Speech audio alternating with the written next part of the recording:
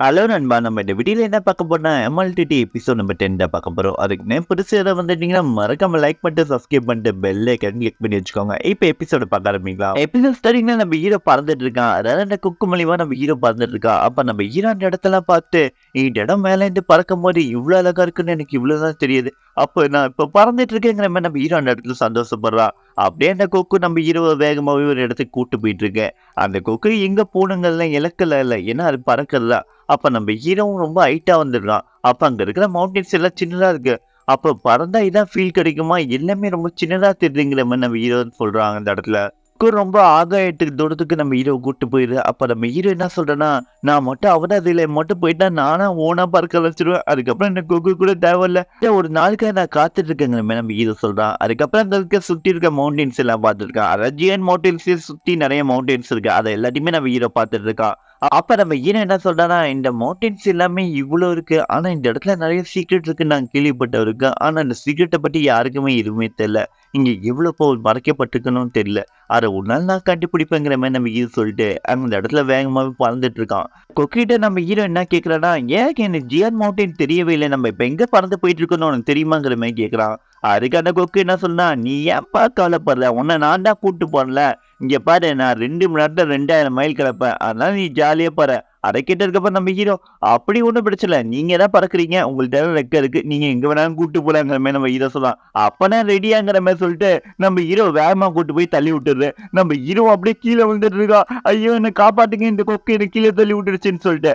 அப்ப அந்த கொக்குக்கு மேலேருந்து கீழ வந்துட்டு, இதுக்கே பயந்தா எப்படிங்கிற மாரி சொல்லிட்டு நம்ம ஹீரோ திரும்பி காப்பாத்திடுறாரு. அப்ப நம்ம ஹீரோவும் பயந்துட்டு, இன்னொரு வாட்டி இப்படி பண்ணாத எனக்கு ரொம்ப பயமா இருக்குங்கிற மாரி நம்ம ஹீரோ சொல்லிட்டு இருக்கான். அப்ப அந்த கொக்கு, "நீ என்ன சொன்ன? இது உனக்கு புடிச்சிருக்குன்னு நான் சொன்னேங்கிற மாரி சொல்லிட்டு, திரும்பி நம்ம ஹீரோவ கீழ ரொம்ப தூரமா கூட்டு போகுது. நம்ம ஹீரோ இப்படி பண்ணாதங்கிற மாரி பயந்துகிட்டே இருக்கான். அது நல்லா நம்ம ஹீரோவ வச்சு நல்லா ஃபன் பண்ணிட்டு, நம்ம ஹீரோ நார்மலா பறக்க வச்சு வானத்தோட உச்சிக்கு கூட்டு போகுது. நம்ம ஹீரோவும் டயர்டா இருந்தாலுமே நம்ம ஹீரோ எல்லாம் என்ஜாய் தான் பண்ணிட்டு இருக்கான் அந்த இடத்துல.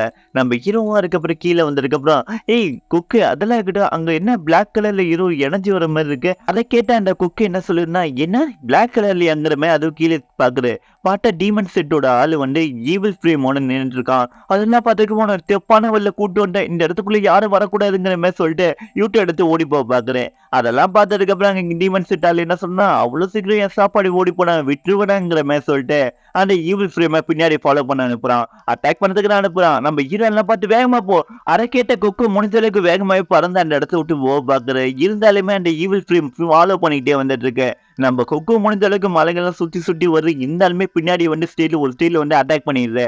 அந்த அட்டாக் பார்த்ததுக்கு அப்புறம் நம்ம கொக்கு என்ன சொல்லுன்னா, "தயவு செஞ்சு அத சுவாசிச்சுடாத. இது எல்லாமே பாய்சன். உன் கண்ணு கூட போயிருங்கிற மாரி இதோட கண்ணு டேமேஜ் ஆயிட்டு இருக்கு." அதே சமயத்துல அப்படியே கீழ விழுந்துட்டு இருக்காங்க. நம்ம ஹீரோவால அந்த இடத்துல தாக்கு பிடிக்க முடியல. நம்ம ஹீரோ முடிஞ்ச அளவுக்கு மூச்சு இழுத்து புடிச்சிட்டு இருக்கான். இருந்தாலுமே நம்ம ஹீரோவால அந்த இடத்துல தாக்கு பிடிக்க முடியல. அப்ப நம்ம ஹீரோ வச்சு நல்ல ஒரு டிராகன் பிக்சர் அது அந்த இடத்துல வேலைய காட்டுது.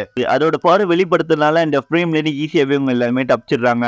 நம்ம ஹீரோவும் கண்ண முழிச்சிடுறான். ஆனா அந்த கொக்கு கண்ண முழிக்கல. "ஏய் கொக்கு சீக்கிரமா கண்ண மூடி நம்ம கீழ விழுந்துட்டு இருக்கோம்." அப்ப நம்ம கொக்கு, என்னப்பா சொல்றேங்கிற மாரி சொல்லிட்டு அதுவும் கண்ண ஓப்பன் பண்ணுது அந்த இடத்துல. அப்படியே ஜஸ்ட் மிஸ்ல தப்பிச்சு அப்படியே ஒரு ஜம்ப் அடிச்சு மேல பறக்க ஆரம்பிச்சிருது திரும்பியும். அப்ப நம்ம ஹீரோ பின்னாடி அந்த ஃப்ளேம் வருதாங்கிற மாரி செக் பண்ணா எதுவுமே வரல. அப்ப அந்த கொக்கு என்ன சொல்லுனா, "நான் செத்து போயிட்டேனோன்னு நெனச்சேன். அதான் நம்ம 2 பேரும் சேர்ந்து செத்து போயிருப்போம். அந்த ஃப்ரேம் மட்டும் இன்னும் கொஞ்ச நேரம் இருந்தா." அப்ப நம்ம ஹீரோ என்ன சொல்றேன்னா, "இப்பதான் நம்ம உயிரோட இருக்குமே. ஒண்ணும் பிரச்சனை இல்ல." அப்ப அந்த கொக்கு என்ன சொல்லுதுன்னா, "இப்படி ஒரு விஷயம் நடக்கும்னே எதிர்பார்க்கல. நம்ம ஜியான் மவுண்டன் தாண்டி ஒரு எல்லை கோடு வரையும் தான் நின்னோம். அதான் அவங்க எல்லைக்கு வெளில இருந்து என்ன அட்டாக் பண்ணியிருக்காங்க. இந்த டீமன்ஸ பத்தி நான் கண்டிப்பா கம்ப்ளைண்ட் பண்ண போறேன். அதாவது எங்க ஜியான் மவுண்டனுக்கு போனதுக்கப்புறம் கண்டிப்பா இத பத்தி எல்லாத்தையும் நான் சொல்லப் போறேங்கிற மாரி சொல்லிட்டு இருக்கு." அதெல்லாம் கேட்ட நம்ம ஹீரோ என்ன யோசிக்கிறான்னா, அப்படி ஒரு விஷயம் நடந்துச்சுன்னா எப்படி நான் தப்பிச்சேங்கிற மாரி கேட்பாங்க. அதுக்கு நான் என்ன பதில் சொல்லுவேன்? என்னோட சீக்ரெட் எல்லாமே வெளில வந்துருமே! அப்படி நடந்ததுன்னா என் வாழ்க்கை வேற மாரி மாறிடும். அப்படி நடக்க நான் விடவே கூடாது. இதுக்கு ஏதாவது ஒண்ணு பண்ணுங்கிற மாரி சொல்லிட்டு நம்ம ஹீரோ அந்த கொக்கு கிட்ட என்ன சொல்றாருன்னா, "நான் ஒரு சாதாரண சர்வன்ட். பட் உன் மேல இப்படி ஒரு ரெய்ட் பண்ணியிருக்கேன். இவ்வளோ தூரம் போயிருக்கேங்கிறது தெரிஞ்சாலே எனக்கு பிரச்சனை வரும். அதனால இத பத்தி யார்ட்டயுமே தயவு செஞ்சு சொல்லாம இருக்கியாங்கிற மாரி கேட்குது." அத கேட்ட கொக்கு, "நீ சொல்றது ரைட்டாப்பா. நான் ரொம்ப தூரம் டிராவல் பண்ணி இவ்வளோ அளவுக்கு போயிருக்கேன். எனக்கும் பிரச்சனை வரும். அதனால இந்த வாட்டி அந்த டீமன மன்னிச்சு விட்டுர்றேங்கிற மாரி சொல்லுது." அத கேட்ட நம்ம ஹீரோ, ஓகே நம்ம சேஃப்டாங்கிற மாரி நெனைக்கிறான். அதுக்கப்புறம் ரிட்டர்ன் அந்த ஈவில் ஸ்ப்ரே மட்டும் திரும்பி இவங்கிட்டயே வருது. அந்த டீமன் செட் ஆளுகிட்ட. அப்ப அவன் என்ன சொல்றான்னா, "இதுக்கு வாய்ப்பே இல்ல. என்னோட சக்திக்கு கவுண்டர் அட்டாக் யார் குடுத்திருப்பா? அந்த புக்கு கண்டிப்பா கொடுத்துருக்காரு. அது மேல யாராவது இருந்தாங்களா என்ன? அப்படி யாராவது இருந்தாங்கன்னா இந்த இடத்த விட்டு நான் சீக்கிரமா கிளம்பணுங்கிற மாதிரி சொல்லிட்டு இருக்கான். அப்ப அவ்வளவு சீக்கிரம் எங்க போறேங்கிற மாதிரி சொல்லிட்டு ஒரு வாய்ஸ் கேக்குது. சடனா இவனை சுத்தி நிறைய கிரீன் ஃபிளேம் வந்து இவனை அட்டாக் பண்ற. அப்ப அந்த இடத்துல ஈவில் ஃபிளேம் வந்து இவன் வந்து அந்த இடத்துல ப்ரொடெக்ட் பண்ணிட்டு இருக்கு. அப்ப அந்த இடத்துல யாரா வரன்னு பார்த்தா நம்ம ஜிம்மி தான் அந்த இடத்துக்கு வரான். வந்த உன்னை இந்த ஃபிளேம் இந்த அளவுக்கு ப்ரெடிக்ட் பண்ற என்னால நம்பவே முடியலங்கிற மாதிரி சொல்லிட்டு இருக்கான். அப்படின்னு இன்னும் கொஞ்சம் பவர் ஏற்றுங்கிற மாதிரி சொல்லிட்டு அந்த ஃபிளேமை இன்னும் கொஞ்சம் அதிகமா படுத்திட்டு இருக்கான். இவனோட ஈவில் ஃபிளேம் வச்சு இவன் எல்லாம் ப்ரொடெக்ட் பண்ணிட்டு இருக்கான். அப்ப அந்த டிமன் செட்டால என்ன சொல்றேன்னா கிரீன் ஃபிளேம் வரப்பே நான் எதிர்பார்த்தேன் அது நீயே தான் இருக்கணும் ஜிம்மி. அதை கேட்ட ஜிம்மி எல்லாம் கண்டுபிடிச்சிட்டு என்ன இன்னும் நான் வச்சிருக்கேங்கிற மாதிரி சொல்லிட்டு கண்டிப்பா அட்டாக் பண்ணிட்டு இருக்கான்.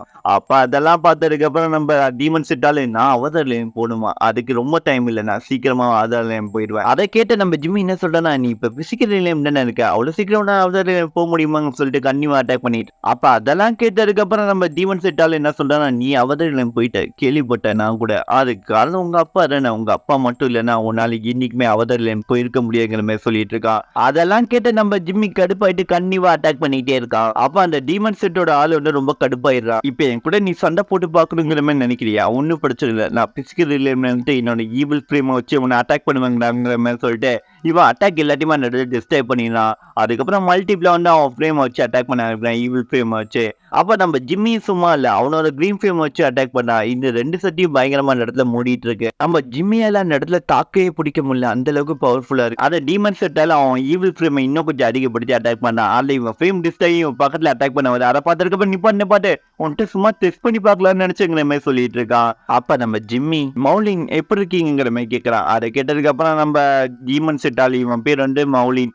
அவன் என்ன சொல்றானா என்ன செக் பண்ணி பாக்குற அளவுக்கு நீ பெரிய ஐடியா. அப்ப ஜிம்மி என்ன சொல்றாருன்னா நீங்க நினைக்கிற மாதிரிலாம் ஒண்ணும் இல்லை, நான் உங்களை வர சொன்ன வேலை அப்படி ஒரு முக்கியமான வேலை. ஏன்னா நீங்க ஃபிராங்க்வின் கூட சண்டை போடும்போது உங்களோட ஈவில் ஃபிளேம் வந்து தாக்கு பிடிக்குமா என்னங்கிறத செக் பண்ணதுக்காக தான் நான் இப்படி பண்ணேங்கிற மாதிரி சொல்றான். அதை கேட்ட மௌலின் என்ன சொல்றானா என்ன ஃபிராங்க்வின் கூட நான் சண்டை போடணுமா, என்ன பேசிட்டு இருக்க நீ, பெனிஃபிட் இல்லாத வேலை எதுவும் நான் செய்ய மாட்டேன் உனக்கு தெரியாதாங்கிற மாதிரி கேட்டுட்டு இருக்கான். அப்ப ஜிம்மி என்ன சொல்றானா உங்களுக்கு கண்டிப்பா பெனிஃபிட் இருக்கு, அதை பத்தி நான் சொன்னா நீங்களே ஆச்சரியப்பட்டு நீங்களே சண்டைக்கு தயாராயிருவீங்க.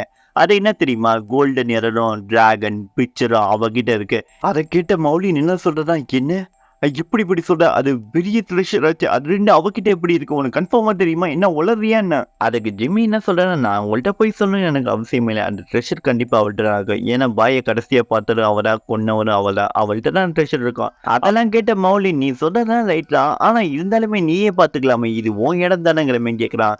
அதுக்கு இவன் என்ன சொல்றேன்னா ஜியன் மோட்டர் நான் ஒரு டிசபிள், நான் எந்த ஒரு தப்பு பண்ண முடியாது, அதனால தான் ஒண்ணு இங்க வர வச்சிருக்கேன். இப்ப எங்க செட்ல ஒரு காம்படிஷன் நடக்க போகுது, ஒரு பெரிய ஈவெண்ட் மாதிரி, அதுல நீ கலந்துக்கணும். அதை கேட்டதுக்கு அப்புறம் நம்ம மௌலி நான் எப்படி கலந்துக்க முடியும், நான் டீமன் செட்டோட ஆளு எப்படி ஒயில்ல கலந்துக்க முடியும். இதுக்கு நம்ம ஜிம்மி என்ன சொல்றேன்னா அதெல்லாம் ஒரு பிரச்சனை இல்லை, இந்த காம்படிஷன்ல யார் வேணாலும் எந்த செட்ல இருந்து வேணா கலந்துக்கலாம், இந்த டிசபிள் ஆகிறதுக்கான காம்படிஷன்ல நீ கலந்துக்கணும். சரி ஓகே, எனக்கு இந்த ட்ரெஷர் எல்லாம் கிடைக்கும், உனக்கு என்ன லாபம் கிடைக்கும், அதை பத்தி நீ சொல்லவே மாட்டேங்கிறியே.